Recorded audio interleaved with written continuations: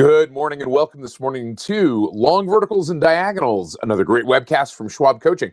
My name is Ben Watson. I'm an education coach and senior manager here at Charles Schwab, and I am glad to announce that I am joined today in the chat by my good friend, longtime colleague, and great educator, John McNichol, out there in the chat. He's a 20-plus year veteran of the financial markets and a great educator. He's going to be there to help answer your questions along the way. Thanks to all of you for joining us, whether you're joining us in the live version today or in the recorded version. We're glad to have you. Participate in the conversation by chatting in your questions. You might also make sure that your chat is set to live chat instead of top chat so you don't miss any of the conversation that's going on. If you're in the recorded version, make sure that you participate in the conversation by leaving your questions and comments in the comment section. And we've got some interesting stuff to talk about today in terms of long vertical spreads. It was the first topic that we've taught this week in the Advanced Options virtual workshop that we've been doing all this week in the evenings. We talked about long vertical spreads, so I want to review some of those things. So if you've been in those workshop sessions, we're going to do a little bit of review of long vertical spreads today. We're going to talk about long vertical spreads in a couple of different ways. Long call verticals, long put verticals. We're going to turn one of them into a diagonal, and I'm going to give you an example of a long vertical spread with unlimited upside. And I'll tell you what that means. We'll show you what that means here in just a minute. Now, I also have a unique opportunity today to also, in about 2 hours, be teaching the webcast titled Short Vertical Spreads. So for those of you that have the opportunity to join us for that one, I'm going to take these same trades that we're doing this morning, the same trade examples that we're doing with long vertical spreads, and I'm going to flip them on their heads, and I'm going to build the same trade with a short vertical spread, and we'll see some of the differences. So if you've ever asked the question, should I choose a long vertical spread or a short vertical spread to accomplish the same thing, hopefully we'll be able to answer some of those questions today. So a couple of quick housekeeping items that we need to take care of. Remember that everything you're talking about is simply for illustrative and educational purposes only. It is not a recommendation or any kind of endorsement. Remember that options carry a high level of risk. They're not suitable for all investors. Make sure that you're aware of the characteristics and risks of standardized options before considering any option strategy. Remember that multiple leg option strategies will involve multiple transaction costs. Spread trading must be, in most cases, done in a margin account. We're going to use the Thinkorswim desktop software platform, specifically the paper money version. It is not a guarantee of future success, but it's a great sandbox to learn in, and it's a great way to build confidence in placing trades. Now, as we pop into the next part of this, we're going to talk about technical analysis today. It's not a guarantee of future results. It's theoretical in nature. Probability analysis, same thing. It is theoretical in nature. It doesn't reflect any degree of certainty. Schwab doesn't recommend the use of any one method of analysis as the sole means for investment research. Past performance of any security or strategy doesn't guarantee future results or success. Not much does, except for practice and building confidence and time on the water. So let's talk a little bit about where we are headed today in a general sense. We're going to talk about long vertical and diagonal strategies. We're going to discuss the impact of the three forces that are really the primary drivers of our trades: price, time, and volatility. We're going to talk about some example trades. So I just want to quickly, for those that were here with us with the Advanced Options Advanced Options virtual workshop on Monday night, kind of reiterate what a long vertical strategy is. Tonight, we're going to be teaching about diagonal spreads. So this will be a little bit of a preview. But for instance, a long call vertical is simply a long call and a short call of a higher strike at the same expiration date. A long put vertical is a long put and a short put of a lower strike, same expiration date. A long call diagonal or a long put diagonal simply takes the same concept as a long call vertical or a long put vertical, and it extends the duration of the long leg, meaning it brings that expiration some separation between the long leg and the short leg. And we'll see the difference that makes in terms of the discussion. So we'll see how that works. We'll take one of these trades and we'll transition it into a long diagonal spread. So what I'm going to do now is I'm going to switch over here to the Thinkorswim desktop software platform. While I do that, this is an opportunity for me to remind you to click on that subscribe button down at the bottom of the page. There are a couple of reasons why you might want to do that. One is you want to be able to find the content on our Trader Talks webcast channel more easily.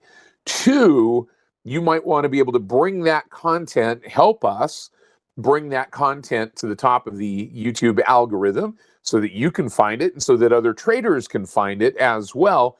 So it helps us out, it helps you out, it helps other people out, and it is at no cost to you. Also, if you happen to like something in this webcast along the way, click on that like button down at the bottom of the page as well. That's going to help everybody out. Again, that's also going to pop the content up to the top of the algorithm. So taking a look at the S&P 500 here and seeing what's going on, we had a little bit of at least some thawing, perhaps, of movement on the tariff issues this morning, and that caused a little bit of an initial gap up. Was an initial gap up and rally. Now seeing a little bit of pulling back, maybe a little bit of profit taking here this morning on the SPX, but nevertheless a little bit of a gap up to the open and just a little bit of a sell-off here. RSI lagging just a little bit as it does, still giving us some indication of these moves higher. And Ellie asks a great question along the way. I'm going to answer that question as we get into this discussion, but the simple answer, Ellie, and we'll get to that as we get into, yeah, you can do these strategies. You can do long vertical spreads. You can do long call verticals, long put verticals without owning the stock, for sure. Now, we'll talk about why here in just a minute. Now, this is a good opportunity to remind everybody, if you have questions about basic option strategies or basic understanding of option mechanics, we've got some resources for you as well. And those resources are available on our Trader Talks webcast channel and at schwab.com/coaching.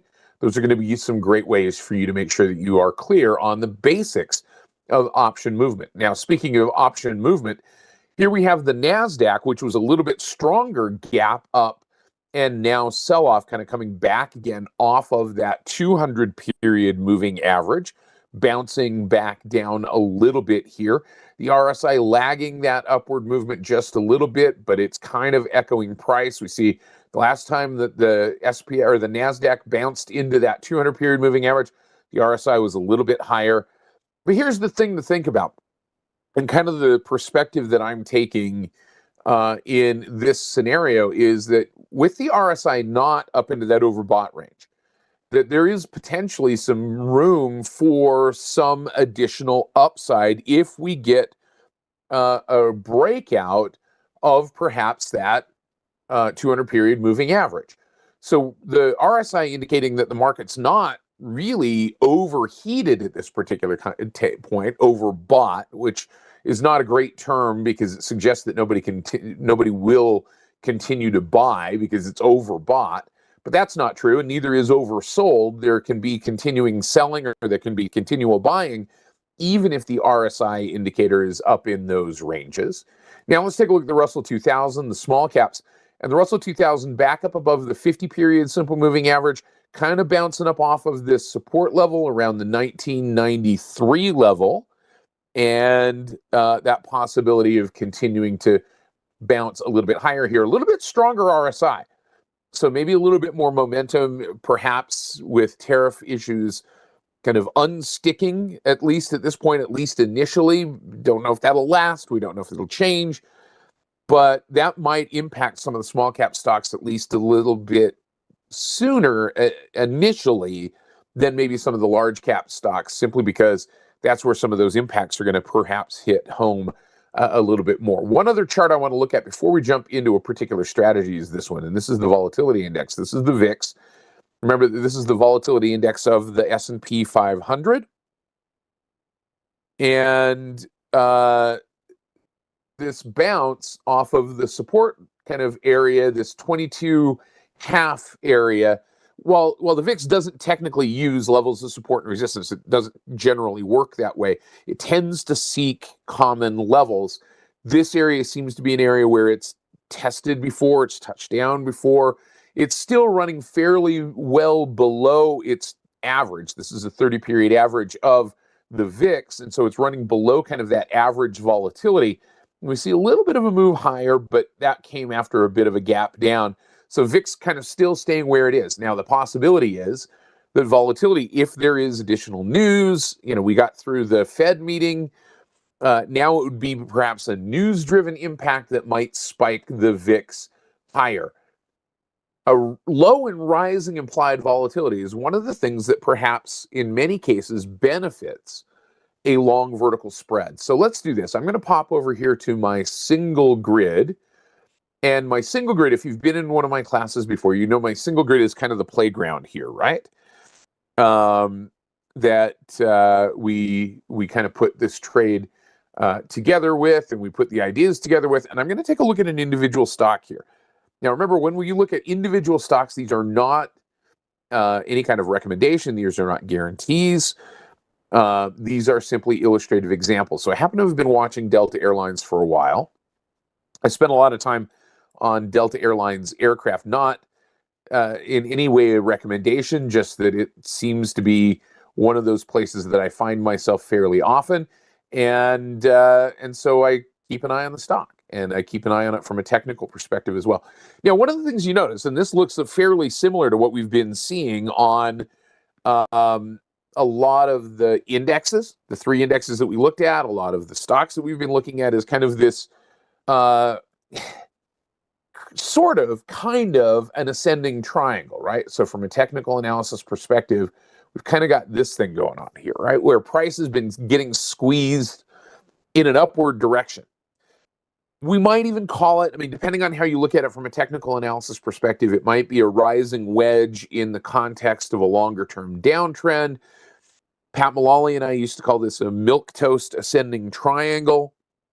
And it's one of those areas where you've overall got a downtrending stock or a downtrending index, but you're starting to see some buying pressure. Now, does that mean that you're likely to see continuing upside movement? Not necessarily. Right? Perhaps not as much as if we saw an uptrend coming into this ascending triangle. But here we have a particular circumstance where the stock is breaking out of that ascending triangle. Now, there's a level of resistance overhead here that I would argue is probably right around this $50 mark. We can just kind of draw that line in here, not being too particular or too precise about where we put that line. But we can see that the price of the stock kind of started here at about this 45 level and maybe is moving towards that 50 mark. So what I'm going to look at here in putting this long call vertical together, and this is going to be our first example in this particular case, is how we might and why we might choose a long call vertical here. We've got some bullish directional expectation, and this is where it begins, right? Is with that directional expectation. I expect that the price of the stock is going to move higher. And so I want to take advantage of that. I could simply buy the stock, heavily capital intensive. I could buy a long call option. Buying a long call option means that I'm buying an option that is big time directionally sensitive, but also has a directional or a time decay sensitivity, but benefits from a rising implied volatility. But it's that time aspect. Unless the price of the stock makes a move in the direction that I want it to go quickly, time decay is likely to kind of overcome that directional aspect of the trade. And it's going to be a little bit more expensive. It's not going to be as capital intensive as buying the stock, but it's going to be more capital intensive perhaps than buying a long call vertical spread. So let's do this. Let's go over to the trade tab, and that trade tab is up here at the top of the platform, and we're going to put together a long call vertical spread on Delta Airlines. Before I switch to the trade tab, I just want to kind of take us through the expectation. My expectation is that the price of the stock is going to move from where it is at least up to this $50 mark. So that's my directional move expectation. It's not that far away right now. It's a little over 2 points away to the upside to get to that $50 mark. That's my next level of resistance. Could it go farther? Yes, it could. Could it not get there? Yeah, it could absolutely not get there and turn around and come back the other direction. But this is going to be a risk-defined trade, so we're going to see what that risk looks like. So I'm going to go to the Trade tab really quickly, and we're going to put together this long call vertical. I'll just reiterate for you, Mark, what a long call vertical is. A long call vertical is buying a long option, in this case, a long call, which gives us the right to buy the stock at the strike price, and then selling a short call at the same expiration date, right? So we're going to buy a long call in the money or at the money, and we're going to sell a short call. We're going to sell a call out of the money or perhaps at the money, depending on how we structure the trade. So that's kind of the structure and the construction and definition of a long call vertical in this particular case. So one of the things that we might think about is the duration in this trade. So we could create a short-dated long call vertical spread. We could create a long-dated short call vertical spread or long call vertical spread. I'm going to kind of split the difference here. I'm going to actually go out to this time frame right here, 13 June. Now, that means this option expires, these options will expire in 36 days. That also means that our long option, which is the driver of the trade, has a little bit decreased sensitivity to time decay. The further out we go from expiration, the lower that theta number, the option Greek theta defines our sensitivity to time decay. The further out we go in time, the lower that time decay sensitivity might be. So I'm taking some of that out of the equation by going a little bit longer in time, out to say 36 days to go until expiration. I could go further, I could go shorter, it doesn't matter. It's your choice in terms of duration. I'm past the earnings announcement, so I don't need to worry about that earnings announcement coming up in the near term as a factor in this particular trade. And there's not likely to be another earnings announcement between now and June 13th. So I'm going to take that June 13th and we're going to go to the call side. So I'm over here on the left-hand side of the option chain, and I'm going to make my layout look like this: delta, theta, and vega. Direction, time, volatility. Those are the three influences that I'm primarily going to be focused on. Okay. All right. So John Asuncion says, well, open interest is bad. You know what? I'm not too terribly worried about open interest in this particular chain. I've got a 10-cent bid-ask spread. So that tells me that even if open interest is not very big, if I'm not trading 20 lots or 50 lots of contracts, if I'm trading one or two contracts, I'm probably going to be okay. This is a pretty tight bid-ask spread. That's 10 cents in between 330 and 340. So I'm not terribly worried about it, but that's a good cross-check, John, to ask that question. You know, what is the spread between the bid and the ask, and what is the volume and open interest? So here's kind of the thought process in putting this trade together. Let's go back to the chart for just 1 second. Here's where the stock is, kind of off that support, and here's where I think it's going. Okay, so the way that we're going to create this trade is we're going to buy where the stock is, and we're going to sell where we think it's going. Buy where the stock is, sell where we think the stock is going, is the approach that we're going to take in this long vertical spread. So I'm going to come back over here to my trade tab, and we're going to go to the trade tab. So the stock currently is trading at 47. I have a 47 strike. I also have a 46 strike. I'm going to choose the 47 strike in this particular case. The 47 strike is where the stock is. Where I think it's going is the 50 strike. So we're going to buy the 47. And we're going to sell the 50. Now, what I did is I just left-clicked on the ask price on that 47 strike call option, $3.45. And I'm holding my control key down. And at the same time, I'm going to left-click on the bid price for the 50 call, okay? Left-click on the bid price for the 50 call. Bob, Epic Small Steps, asked, why aren't virtual workshops recorded?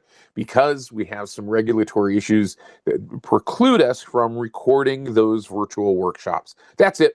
Simple answer. It's not a nefarious plot to keep you from getting the information, but something that we have to accommodate.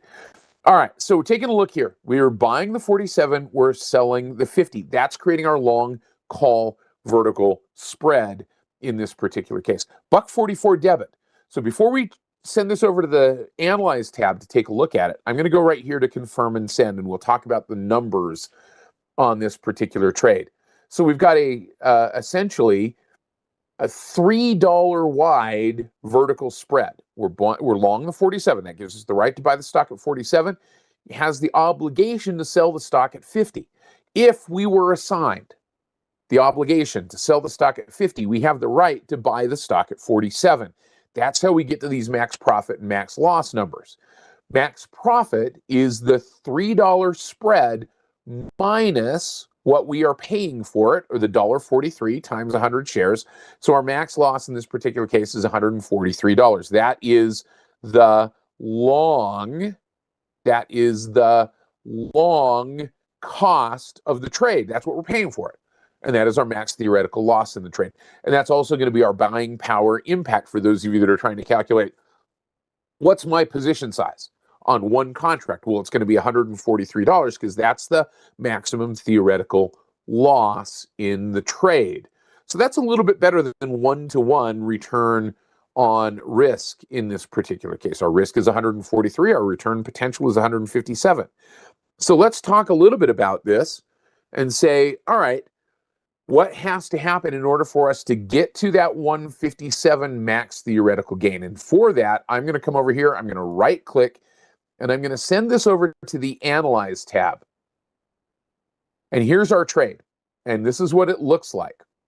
I'm going to just zoom in and kind of refloat my Y scale here. And I'm going to set my expiration and my probabilities. We'll set our probability range out here to June 14th, the day after expiration. I'm going to set my slices to break even at expiration. So here's the thing. As long as the price of the stock is at or above 48.54 at expiration, we're making some gain in the trade. And if the price of the stock is below 48.54, we're taking some loss in the trade. Maximum loss comes below 47. Maximum gain comes above 50. So if the price of the stock goes way up, cool. We get maximum theoretical gain in the trade. If the price of the stock goes way down, that's okay too, because we take maximum theoretical loss in the trade. That would be both of these options expiring worthless, and we would simply lose what we paid for the trade. Somewhere along the range, though, within this range, the price of the stock could end up between 47 and 50, and we would take some gain or some loss. So that's how we structure this long call vertical spread. We're paying for it to begin with in this trade. Now, if we take a look at this trade, right, and we look at where that break-even point is, this is directionally sensitive, but not terribly directionally sensitive. We've gone from a directional sensitivity of the long call at the money strike of about 50 deltas to about 16 deltas. So it's not terribly directionally sensitive, but it is still somewhat directionally sensitive. Time decay, we've kind of taken that out of the equation. We've gone from roughly, if we go back to our trade tab to look at that, we've gone back from roughly an option, that 47 strike, that has about 4 cents of time sensitivity per day.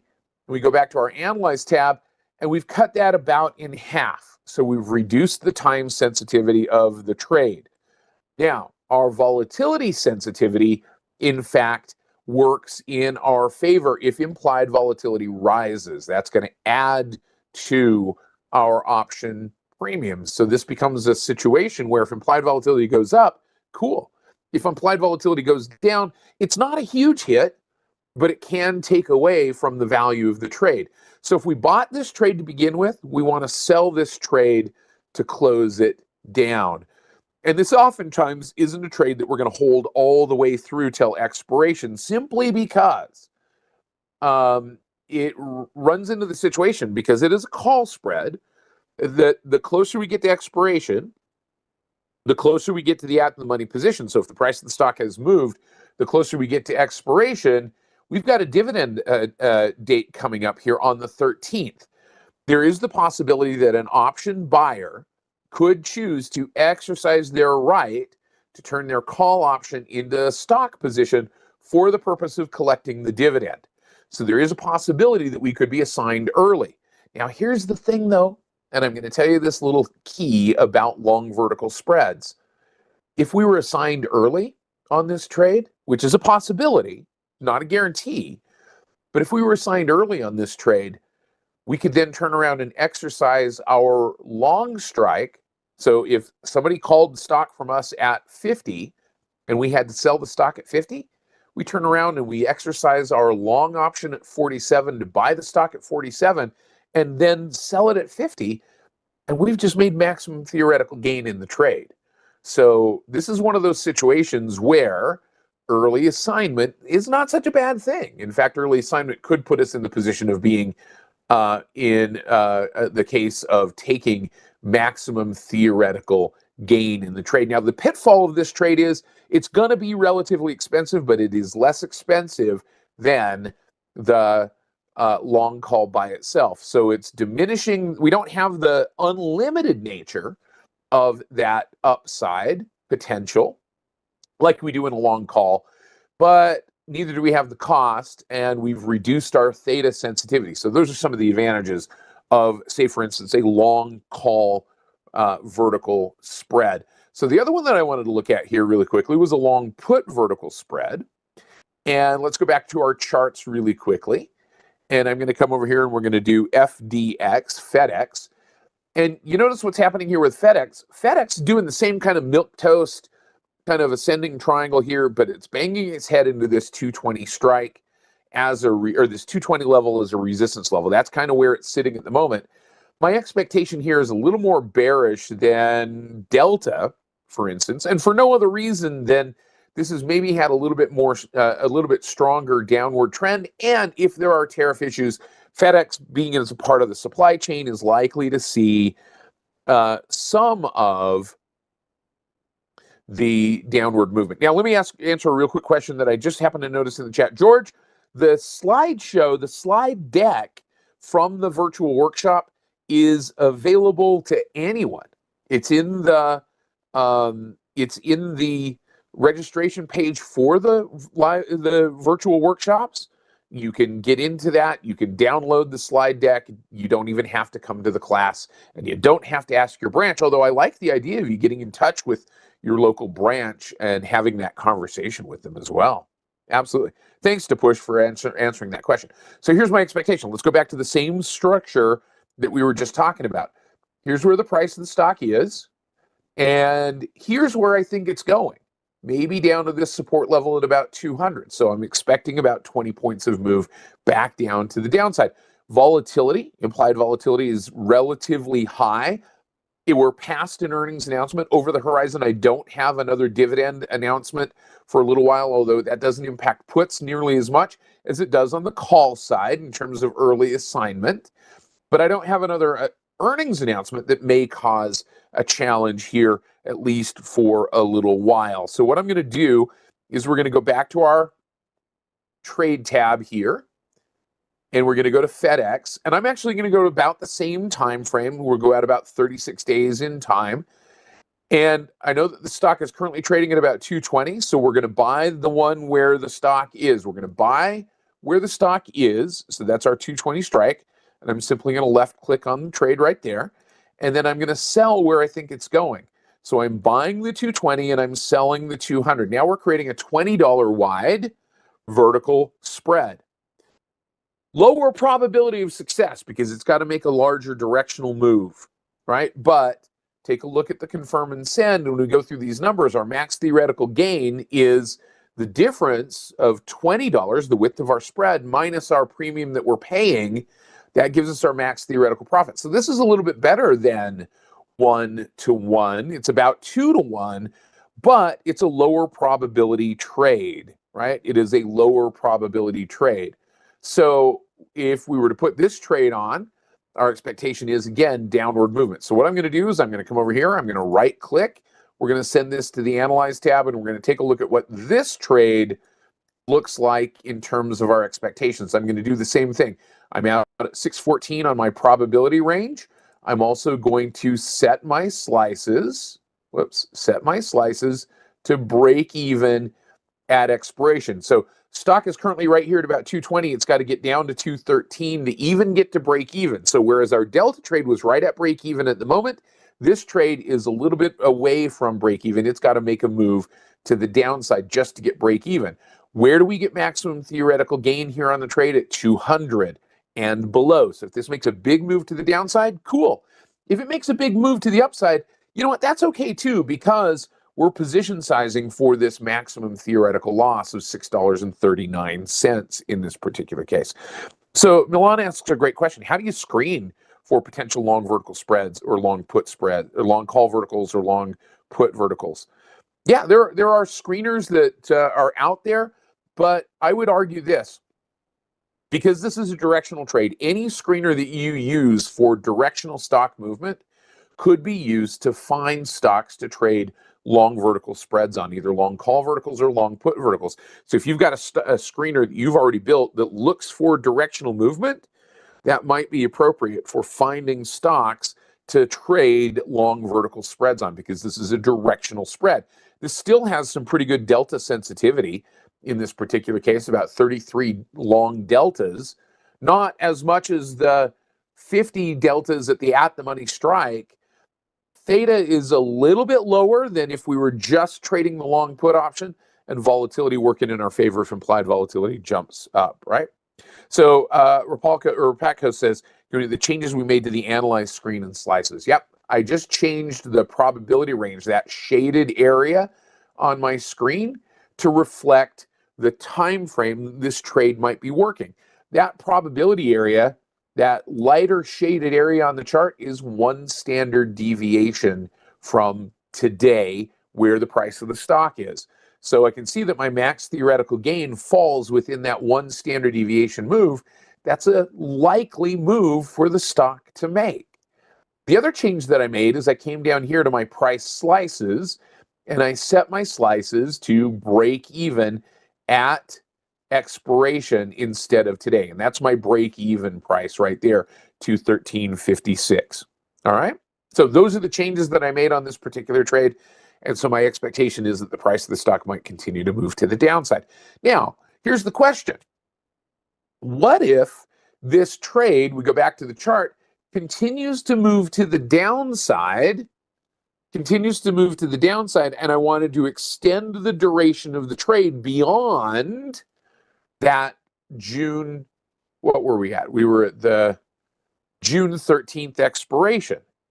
Well, you know what I could do in creating this trade is, instead of buying the long option at the same expiration date, at the 13 June expiration date, I could give myself longer time in the trade by buying that June, or buying this long option, the long 220, further out in time. So let's just do that. I'm just going to change this trade, and I'm going to make this a long put diagonal.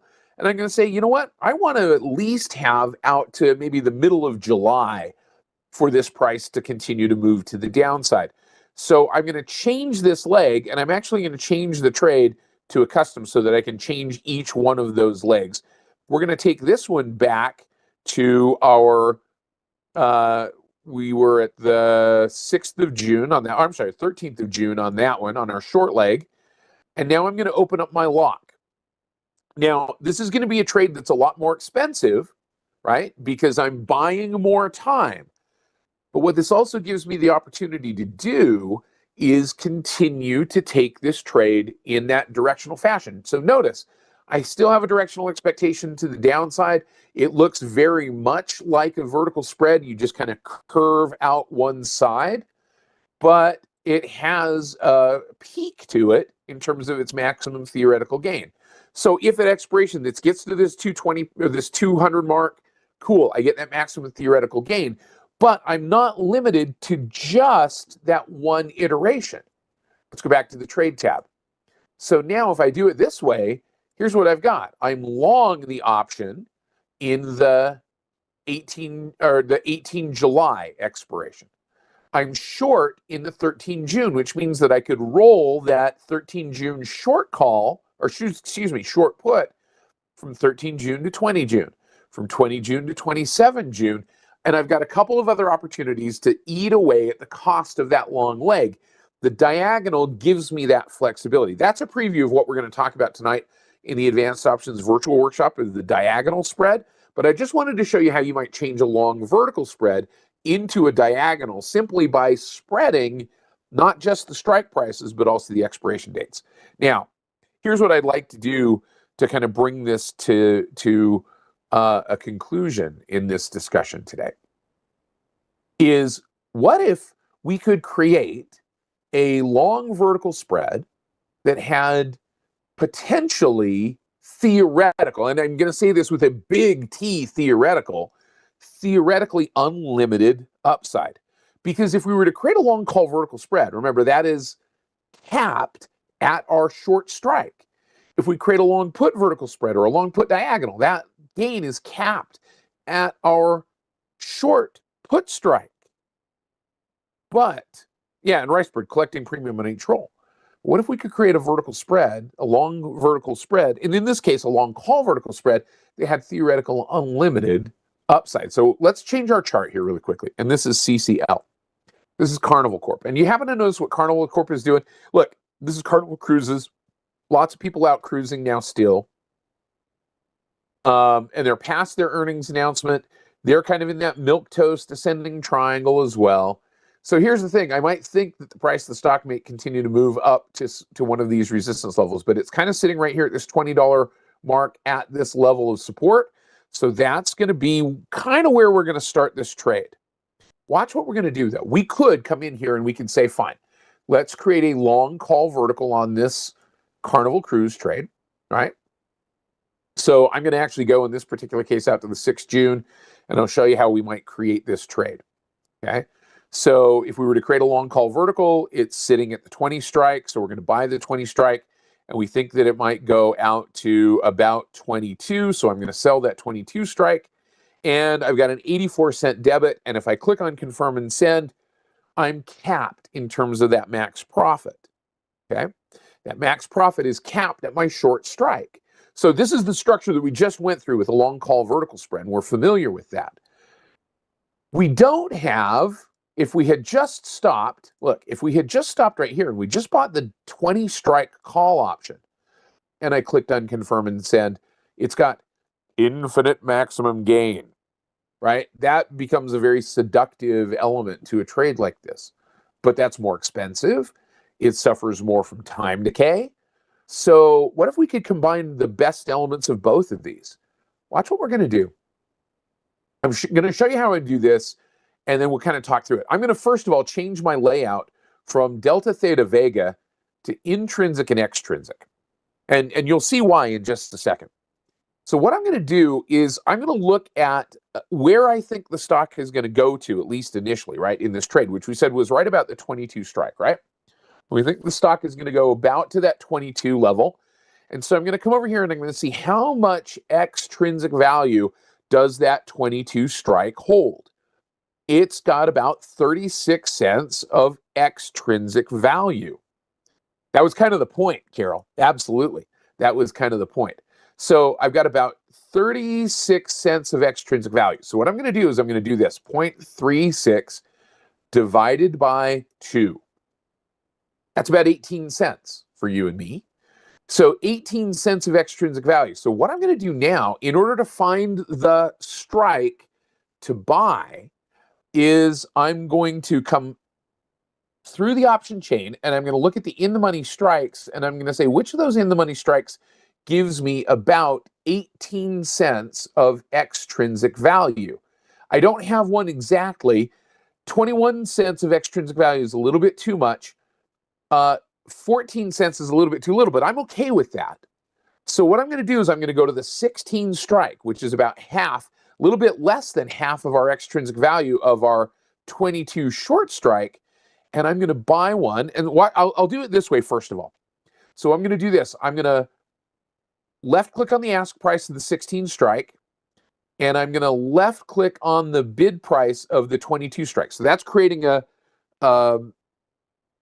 vertical spread, the long call vertical spread. The cost is going to be $4.07.